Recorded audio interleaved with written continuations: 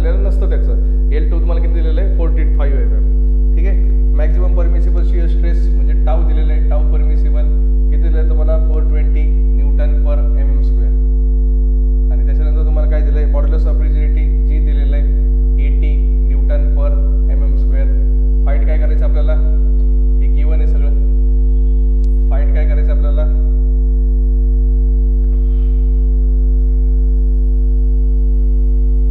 Design करायचं आहे. Design a wall operating, design करायचं म्हणजे सगळ्या व्हॅल्यू काढायच्या, टोल ऑल व्हॅल्यू. डिझाईन अ स्प्रिंग, डिझाईन अ स्प्रिंग. आता त्यांनी असं दिलेलं आहे आपल्याला. ठीक आहे, समजलं सगळ्यांना. म्हणजे स्प्रिंग कशी आपली अशी स्प्रिंग आहे. ठीक आहे, तुम्हाला त्यांनी इंटरनल डायमीटर दिले, हे डी आय दिलेले आहे बरोबर. डी आय तुम्हाला आपल्याला त्याच्यावरनं DM काढावं लागेल. म्हणजे त्याच्यावरनं मी मीन डायमीटर काढणार, त्याच्यानंतर मी त्याचं आउटर डायमीटर काढणार DO बरोबर. नंतर वाय डायमीटर तुम्हाला दिलेले D, नंतर W1 आणि W2 म्हणजे लोड अप्लाइड. जेव्हा लोड अप्लाइड होतो तेव्हा तुमचं 300 न्यूटनच्या वेळेस तुमचं डिफ्लेक्शन किती असतं 35 mm. म्हणजे स्प्रिंगचं लेंथ किती असते 35 mm. आणि स्प्रिंग जेव्हा 200 असतो तेव्हा तुमची लेंथ किती असते 45 mm. असं तुम्हाला दिलेलं आहे. आणि तुम्हाला सगळ्या व्हॅल्यू करायला सांगितलं. डिझाईन स्प्रिंग इम्पॉर्टंट आहे, मी खूप वेळ विचारलेलं आहे. ठीक आहे.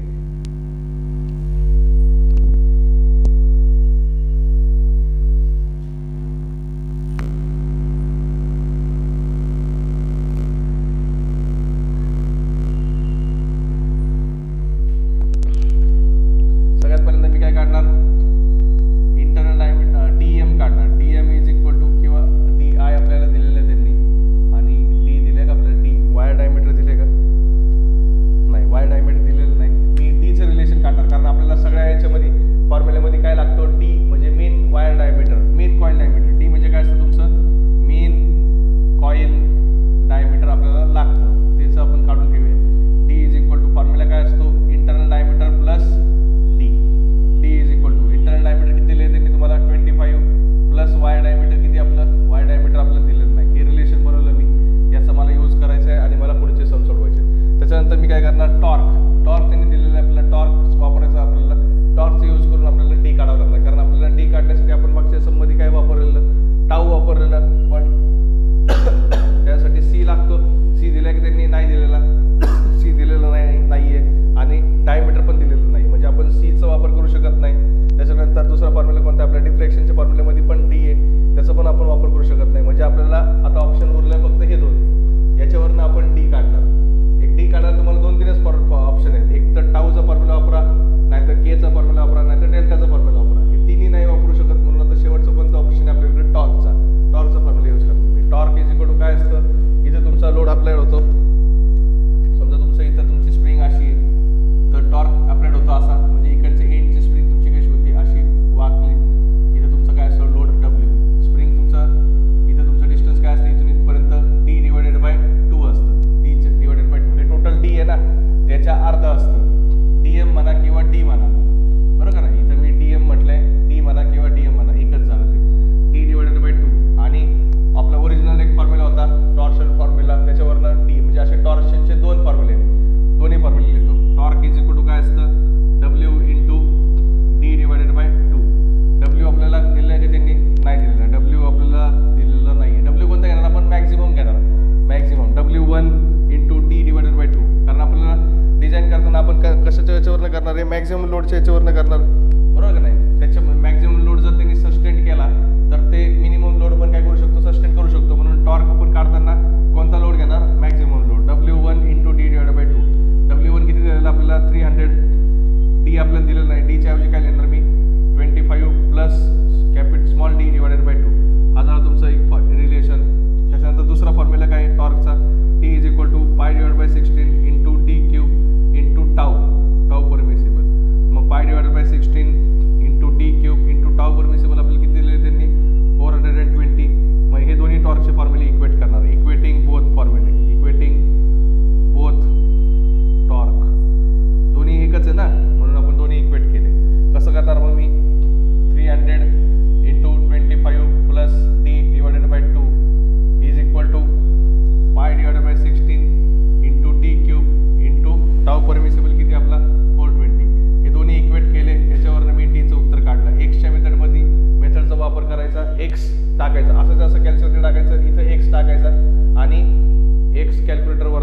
एक्सचं तुमचं उत्तर किती येतं, म्हणजे डायमीटरचं उत्तर किती येतं तुमचं 3.739, म्हणजेच 3.8 करू शकतो, काय करू नका, ठीक आहे. एवढंच आन्सर आलं आपलं 3.789 mm. डी काढला आपण. आता डी काढला तर आपण मीन डायमीटर म्हणजे डी काढू शकतो. Mean coil diameter is equal to 25 plus D होतं, 25 प्लस 3.739. किती आन्सर आलं याचं, आता आपल्याला सॉल्व करावं लागेल हे आन्सर, कारण त्यांनी काय केलं 3.739च्या जागी 3.8 घेतलंय. आपण ॲक्च्युअल काढूया. 25 प्लस 3.739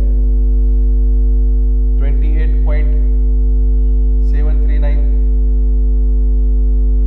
डी आला आपला, कॅपिटल डी. त्याच्यानंतर डी काढला. आता आउटर डायमीटर काढा. आउटर डायमीटर काय असतं, डी म्हणजे हे डायमीटर डी प्लस परत काय येणार Y diameter, D plus D 28.739 plus Y diameter किती आपला, वाय डायमीटर आपण किती काढलाय 3.739, 28.739 प्लस 3.739 32.586 D0 काढला. ठीक आहे, D0 काढला, डी काढला. आता आपल्याला काय करायचं आहे, लोड. त्यांनी काय सांगितलं, लोड W1 आणि W2 म्हणजे मॅक्सिमम लोड आणि मिनिमम लोड दिलता. तर आपल्याला नॉर्मल लोड काढावं लागेल. नॉर्मल लोड किती येणार, W is equal to W1 minus W2. W1 किती होता 300 मायनस 200. नॉर्मल कंडिशनला तुमचा लोड किती असतो 100 न्यूटन. W हा आला. मग जर 100 न्यूटनला आता आपल्याला काय काढायचं, डेल्टा काढायचं, कारण डेल्टाच्या फॉर्म्युल्यामध्ये काय असतं, W असतो ना. डेल्टाच्या फॉर्म्युल्यामध्ये काय असतं, delta is equal to W C square N divided by GD. आपल्याकडे C आहे का, नाही आहे, C काढावं लागेल. मग C चा फॉर्म्युला काय असतो, C चा फॉर्म्युला काय असतो, capital D divided by small d. Capital D आपलं उत्तर किती आलं 28.739 डिवायडेड बाय स्मॉल d आपलं किती आला 3.739. याच्यावरनं C चं उत्तर काढूया.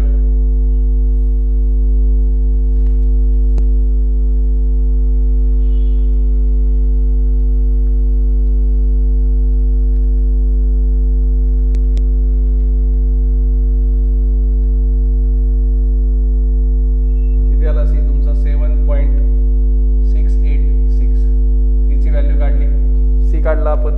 त्याच्यानंतर मला काय करायचं आहे, फॉर्म्युला काय आपल्याला डेल्टा काढायचा आहे. डेल्टा काढायचा फॉर्म्युला काय, delta is equal to 8WC³ N divided by G into D. बरोबर. मग आपल्याकडं C आहे का, आहे. W आहे का, आहे. N आहे का, नंबर ऑफ कॉइल्स नाही आहे. नंबर ऑफ कॉइल्स काढावं लागेल, नाही नंबर ऑफ कॉइल्सच आपण याच्यावर काढणार आहे. बरोबर. G आहे का आपल्याकडं, आहे. D आहे का, आहे. सगळ्या व्हॅल्यू आहेत आपल्याकडं, मग काढून टाका.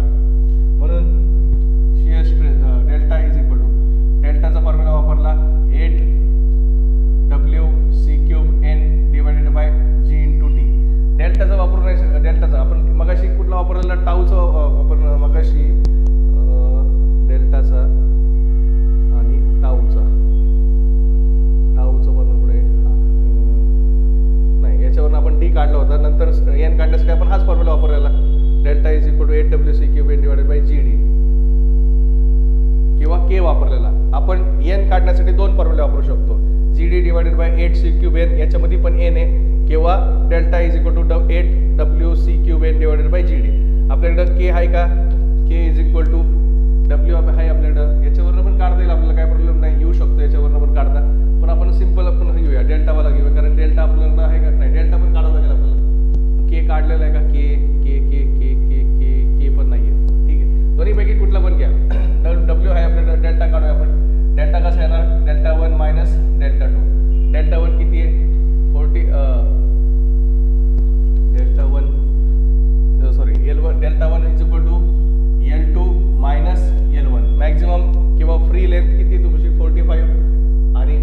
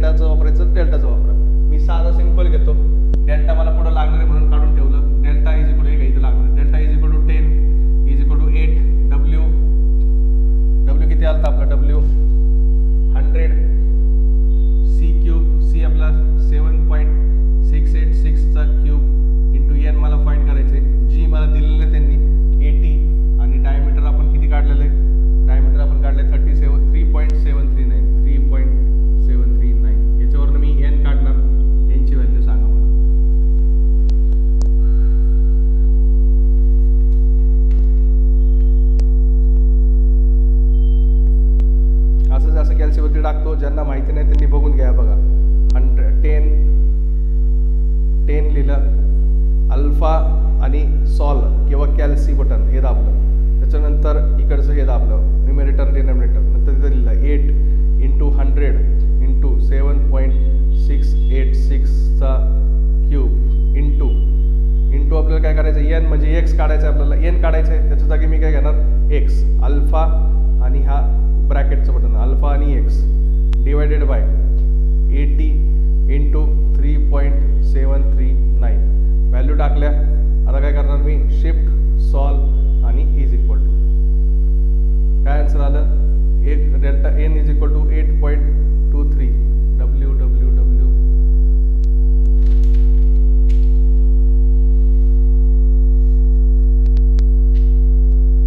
हां जी आपलं कसं ते किलो न्यूटन मध्ये हे इथं किलो न्यूटन पर एम एम स्क्वेअर होतं, किलो न्यूटन पर एम एम स्क्वेअर, मग त्याला आपल्याला चेंज करावं लागतं. किलो न्यूटन मध्ये होतं ते, जी इथं काय येणार 80 × 10⁻³ हां ते चेंज करूया. बघा चेंज करतो इथंच 80 एक्सपान्शन 3 80 × 10⁻³ लिहिलं, इज इक्वल टूचं बटन दाबलं तर तुमचा आन्सर येणार नाही. तुम्हाला आन्सर काढण्यासाठी काय करावं लागतं, असं जर झालं तर काय दाबा, टेन्शन घेऊ नका. ऑन बटन किंवा एसी बटन दाबू नका. कोणतं बटन दाबायचं, बॅकचं बटन दाबायचं. बॅकचं बटन दाबलं की आपलं जे लिहिलं तसंच राहतं. मग काय करायचं, शिफ्ट सॉल्व आणि इज इक्वल टू काय आन्सर आलं 8.23. एनचं आन्सर किती आलं 8.23. N number of active coils म्हणजेच आपण काय लिहिणार 9. नंबर ऑफ ॲक्टिव्ह कॉइल्स किती आहेत 9 आहे. ठीक आहे, कारण आपण असं अर्धवट घेऊ शकत नाही. नंबर ऑफ कॉइल्स आहेत त्या, जर नंबर ऑफ कॉइल्सच्या एन जर 9 असेल तर एन डॅश किती असणार 9 + 2 म्हणजेच किती 9 10 11. नंबर ऑफ कॉइल्स किती आहेत कॉइल्स 11 आणि नंबर ऑफ ॲक्टिव्ह कॉइल्स किती आल्या आपल्या 9 आल्या. आता आपल्याला काय काढायचे, फ्री लेंथ, त्याच्यानंतर सॉलिड लेंथ आणि पिच, 3 गोष्टी काढायच्या आहेत. आणि त्यासाठी आपल्याला काय लागतं, डेल्टा मॅक्झिमम लागतो. बघा फ्री लेंथमध्ये तुमचं काय डेल्टा मॅक्झिमम आहे, तर डेल्टा मॅक्झिमम कसं काढणार, जर जेव्हा तुमचा लोड 100 न्यूटन होता तेव्हा तुमचं डिफ्लेक्शन किती झालं 10 mm झालं. मग तुमचं मॅक्झिमम लोड किती आहे 300 आहे, म्हणजे W1 तुमचं काय आहे, W1 तुमचं काय आहे मॅक्झिमम लोड आहे. मग मॅक्झिमम लोडला तुमचं डिफ्लेक्शन किती असणार ते काढायचं. मग ते कसं करणार आपण, क्रॉस मल्टिप्लिकेशन. म्हणजे कसं, समजा जेव्हा लोड W तुमचा 100 न्यूटन होता तेव्हा डेल्टा तुमचं किती होतं, डेल्टा होतं तुमचं 10 mm होतं. तर W जेव्हा तुमचा 300 न्यूटन असणार तेव्हा डेल्टा मॅक्झिमम किती, त्याला आपण काय म्हणू क्रॉस मल्टिप्लिकेशन. म्हणजे आपण याला काय मानणार एक्स, हे आपल्याला माहिती नाही ना, याला आपण एक्स मानलं. मग क्रॉस मल्टिप्लिकेशन करायचं 300 × 10 divided by is equal to 100 ×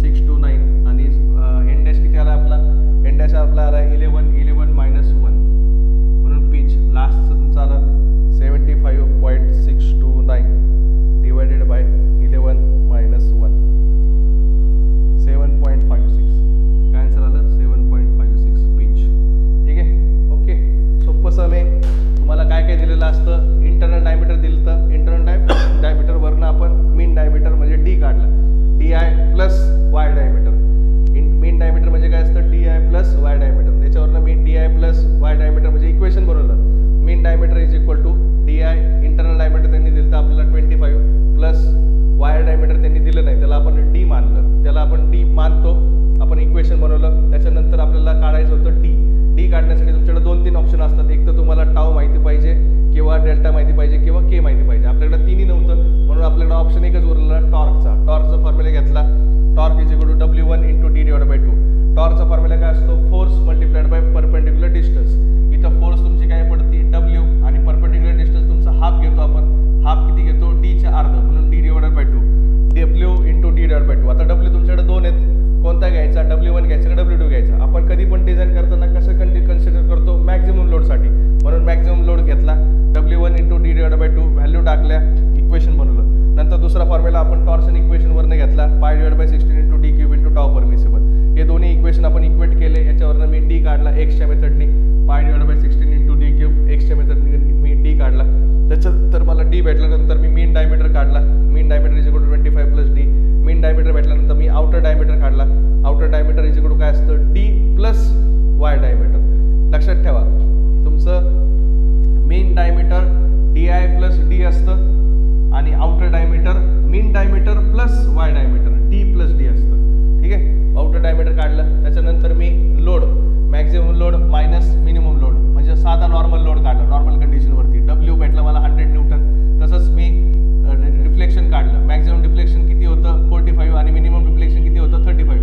मग नॉर्मल डिफ्लेक्शन किती असतं? 10 mm. मग W आणि डेल्टा दोन्ही काढलं. त्याच्यानंतर मी C काढला. D/d Y diameter divided by coil diameter divided by Y diameter C find केला. नंतर मी डेल्टाचा फॉर्म्युला घेतला. डेल्टा मी इकडचा काढला, इथं टाकला. याच्यावरनं मी काय काढला? N काढला. Number of active coils N काढला. N भेटल्यानंतर मला N' भेटला. टोटल नंबर ऑफ कॉइल्स भेटलं. N भेटला. त्याच्यानंतर मला काय लागते? Delta maximum. कारण या LFच्या फॉर्म्युल्यामध्ये काय आहे? डेल्टा मॅक्झिमम आहे. मग मी डेल्टा मॅक्झिमम कसं काढणार? जर माझा 100 न्यूटन जर नॉर्मल लोड असेल तर तेव्हा डिफ्लेक्शन किती होतं? 10 mm होते. 100 न्यूटन लोड असताना डिफ्लेक्शन किती होतं? 10 mm. तर 300 न्यूटन लोड असताना म्हणजे मॅक्झिमम लोडच्या वेळेस तुमचं डिफ्लेक्शन किती होईल? तुम्ही नॉर्मली तोंडी पण करू शकता. 300 × 10 डिवायडेड बाय 100. जर 100च्या वेळेस जर 10 असेल तर 300च्या वेळेस किती असणार? 30 mm आलं. डेल्टा मॅक्झिमम तुमचं किती आलं? 30 mm आलं. मग डेल्टा मॅक्झिममची व्हॅल्यू टाकली. LFचा फॉर्म्युला घेतला. डेल्टा मॅक्झिममची व्हॅल्यू काढली. LF काढला. त्याच्यानंतर LS काढला आणि नंतर शेवट काय काढला? पिच. ठीक आहे.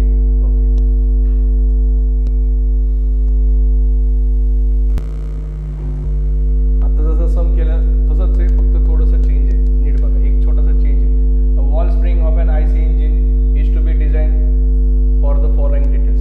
Spring load when valve is closed. जेव्हा वॉल क्लोज असेल तेव्हा तुमचा लोड किती आहे? W80 Newton. म्हणजे आपण W1 W2 मग कशी घेतलेलं? W1 म्हणजे काय घेतलेलं? मॅक्झिमम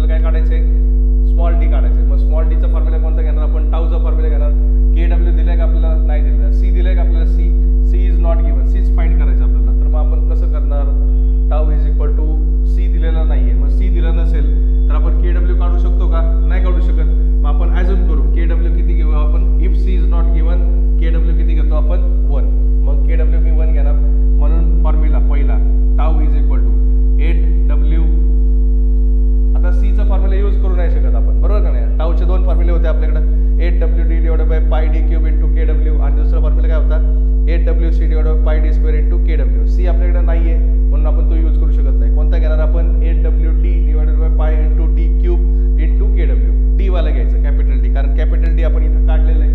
मग tau is equal to 8WT divided by pi into D cube into KW.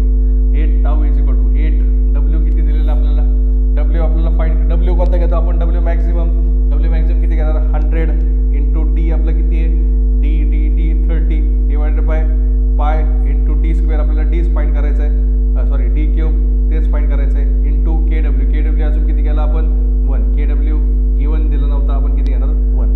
मग टाऊचं याच्यावर आणि शिअर स्ट्रेस तुम्हाला दिलेली आहे, shear stress permissible tau permissible is equal to किती असतं 355 दिलेले आहे. याच्यावरनं तुम्ही डी काढला, डीचा आन्सर तुमचं किती आलं, डीचा आन्सर आला तुमचं 2.78. यालाच आपण काय केलं, डी इज इक्वल टू त्यांनी सममध्ये तुम्हाला तुमच्या सममध्ये तुम्ही त्याला 2.78च ठेवा, बरोबर, चेंज करू नका. मग डी आपला आला 2.78 mm.